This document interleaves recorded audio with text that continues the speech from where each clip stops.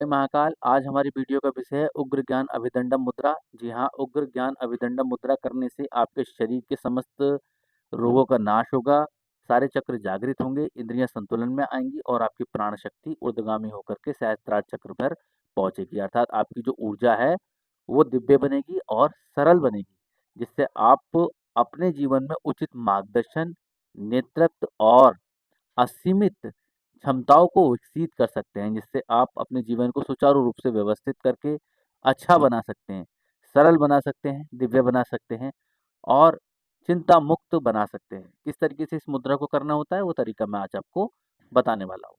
अगर आप हमारी वीडियो में नए आए हैं तो हमारे चैनल को सब्सक्राइब कीजिएगा और बेल आइकन को दबाइएगा, ताकि हमारी आने वाली वीडियो आपको जल्द से जल्द पता लग सके। इसको शेयर कीजिएगा ताकि अधिक लोग इस वीडियो का लाभ ले सकें। तो आज हम बात करेंगे उग्र ज्ञान अभिदंडम मुद्रा की। तो देखिएगा, पहली चीज़ हम ये बता देते हैं कि ज्ञान अभिदंडम मुद्रा हमने बताई थी कुछ इस तरीके से। ठीक है, ये वाली मुद्रा जब हम करते हैं तो हमारे चक्रों का जो चक्रों की दिव्यता होती है, उनका जो संतुलन होता है, उनके जो ऊर्जा होती है, उसका ज्ञान हमें होने लगता है इस मुद्रा से।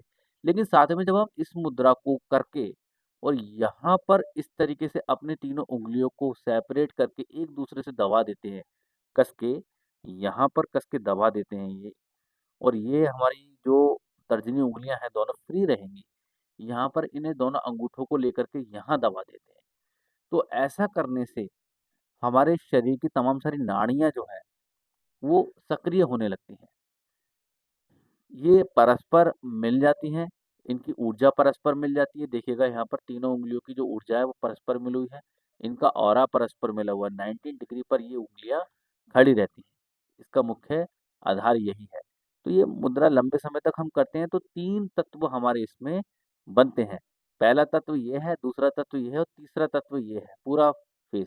तो ये जो हमारे रहते हैं 1, 2, 3, 4, 5 और 6, 6 औरा शक्ति के जो तत्व बनते हैं यहाँ पर, ये हमारी इंद्रियों को नियंत्रण करने में हमारी सहायता प्रदान करते हैं। ये हमारी प्राण शक्ति को ऊर्ध्वगामी बनाते हैं। यही 6 प्रकार की 6 प्रकार, ये हमारी 6 उँगलियाँ जो हैं 6 नाड़ियों का रूप ले लेती हैं, जिससे हमारा अस्त-व्यस्त वाला जीवन संतुलन में आने लगता है। साथ में ये हमारे जो 2 तत्व हैं, इसको स्त्री तत्व और पुरुष तत्व के नाम से जानते हैं। इसको हम ये कहते हैं कि हमारे स्त्री तत्व की जो अनाहत प्राणवायु है वो अग्नि तत्व से मिल गई, और हमारे पुरुष तत्व की अनाहत प्राणवायु जो है वो हमारे स्त्री के अग्नि तत्व से मिल गई। ये एक प्रक्रिया है बहुत लंबे समय तक। भैरव तंत्र के आधार पर इन मुद्राओं का वर्णन शास्त्रों में दिया गया है। बहुत अलौकिक और दिव्य मुद्राएँ कही जाती हैं। इन मुद्राओं की साधना आपकी चंद महीनों की साधना आपके जीवन में बहुत सारे परिवर्तन ला देती है। आप एक नया जीवन प्राप्त कर सकते हैं जब आप इन मुद्राओं की साधना करें तो। तो जब आप इसको ऐसे करके देखेंगे तो टी प्रकार से आपको दिखाई देगी यहाँ पर। तो ये कुछ इस तरीके से आपको दिखाई देगा। देखिएगा कितनी ज़्यादा सुंदर लग रही है।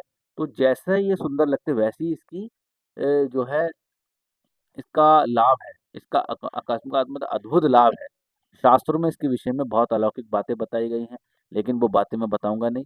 लेकिन साथ में आप ये कह रहे थे कि आप समय नहीं बताते हैं, आप कोई भी मंत्र नहीं बताते इसको करने का और असावधानियाँ नहीं बताते हैं। तो मैं आज आपको असावधानियाँ भी बता कर के चलूँगा। तो देखिएगा, जब आप इस मुद्रा को करें तो सबसे पहले शरीर शुद्धि का विशेष ध्यान रखें, मन शुद्धि का विशेष ध्यान रखें और इसका कोई परहेज़ नहीं है। सावधानी आपको ये 2 ही करनी है।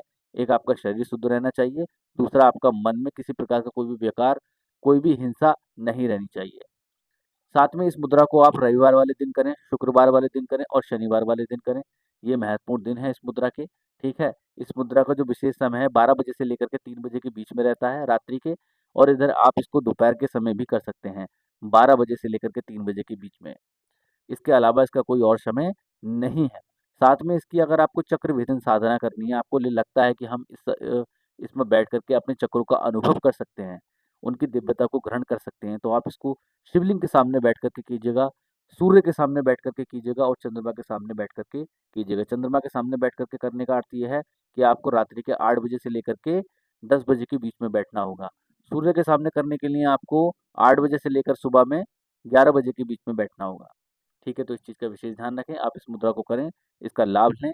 जो भी आपको अनुभव हो हमें कमेंट्स में बताएँ, और कुछ भी दिक्कत परेशानी आपको इस मुद्रा में करने से होती है तो इस मुद्रा को तुरंत रोक दें और कमेंट्स में हमें बताएं, जिससे हम आपको बता सकें कि इसका किस प्रकार से आपको पालन करना है। तो इसकी विधि यही है, सिद्ध आसन और पद्मासन में रहकर ही इस मुद्रा को करें, बाकी किसी आसन में इस मुद्रा का कोई भी अनुसरण या स्मरण ना करें और बेवजह अकारण मुद्राओं को ना लगाएं। जय महाकाल।